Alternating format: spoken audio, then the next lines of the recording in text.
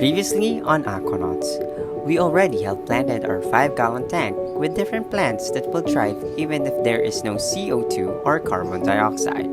Some hobbyists call this a low-tech tank, and that is what we are aiming for to inspire others that it is not hard to have a picturesque aquarium without spending too much.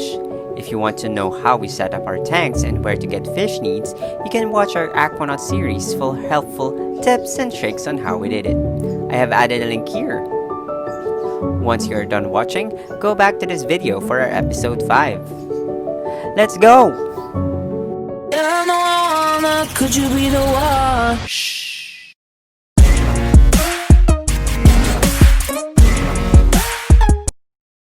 Ferrer Sibs Vlogs presents Aquanauts.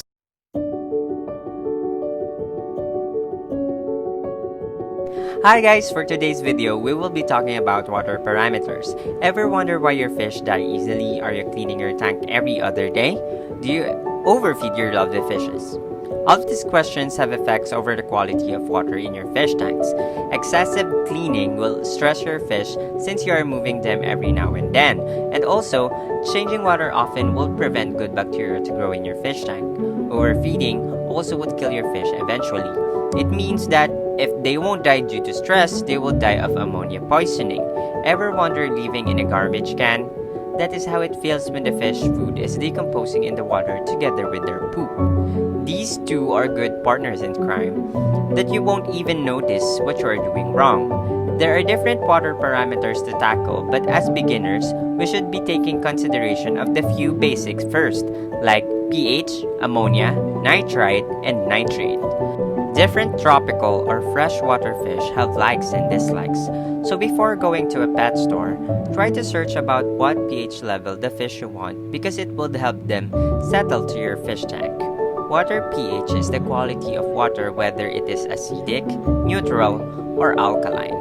Some fish like water to be acidic, some want to be neutral, and some want them alkaline. So again, take into consideration of what water pH your fish wants. For our fishes, they can strive in around water pH of 6.5 to 7. This means that it is not much acidic but in neutral water quality. Next is ammonia. Ammonia is one of the biggest culprits of fish murder, but we really don't know that it was ammonia since we didn't consider it. Ammonia is a toxin. This toxin is made due to overfeeding and poops. At first, fishes can tolerate, however, if it builds up, it would kill your fish eventually. Have you ever put your fish in a clean tank with new water from taps?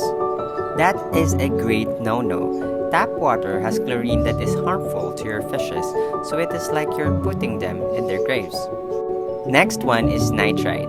Nitrite is a bacteria that helps build down ammonia, and are they good for your fish? No. However, nitrate will come into action. Nitrate, like nitrite, is a bacteria. Nitrate will break down nitrite. So, how will you have this bacteria for your fish to have a happy life? You must cycle your tank first. Cycling fish tanks would take months, but it would ensure that your fish won't die easily. As you can see in this video, I bought a water de-chlorinator to lessen fish burden during water changes, and so that it will not affect water parameters that we tried so hard to be almost perfect. Also, you can see that I bought water parameter testers to ensure that we keep our fish water healthy. I suggest that you buy two so that before your fishes die without even knowing why, you could prevent them from dying. The tips before we finish this video are 1. Buy a water de-chlorinator. 2. Cycle your tank even for a week. 3. Buy a hardy fish at first to help cycle your tank. 4. Buy a water tester. And 5. Search and learn. If you find this video fun and helpful, please hit that like button, share, and don't forget to subscribe. Smash that notification bell too so that you will be notified of our next videos. Don't forget to love our pets. Until our next video, bye!